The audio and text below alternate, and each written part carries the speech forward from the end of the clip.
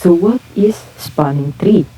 A spanning tree is a subgraph of a connected, undirected graph that includes all the vertices of the original graph and it is a tree itself. And what is preorder traversal? Preorder traversal is a way to visit all the nodes in a binary tree in a specific order.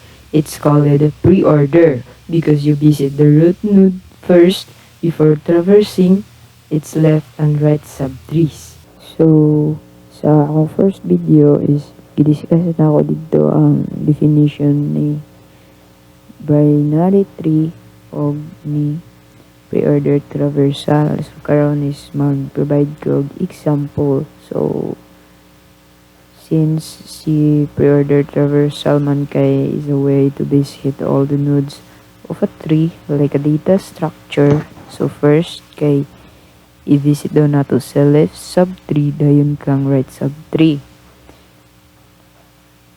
So, for example, natay root node nga 0. Tapos 1, then 2, then 3, and 4. So, ibali mo na itong binary tree. Natay 0 dire.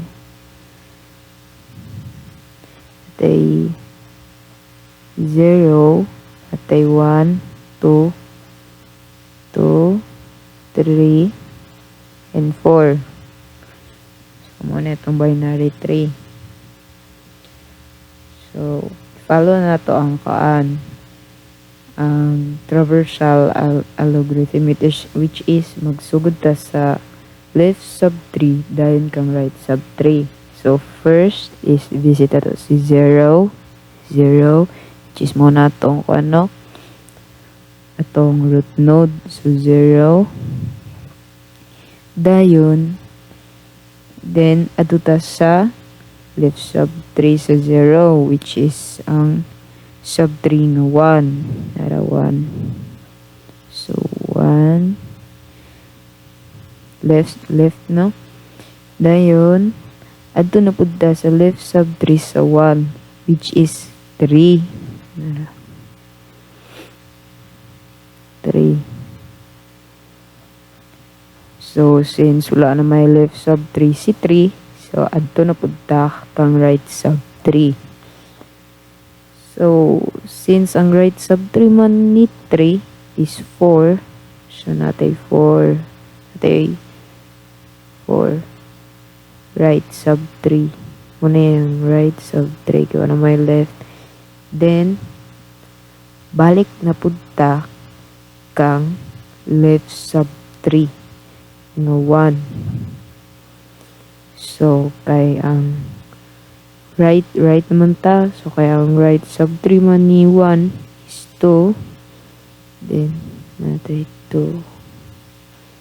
So, therefore, the preordered traversal of this tree will visit the nodes in the following order: 0, 1, 3, 4, and 2. So it moral siya kanong way nga ma-determine gani mo ang right subtree ug ang left subtree sa kani nga binary tree. So, to. Thank you for listening.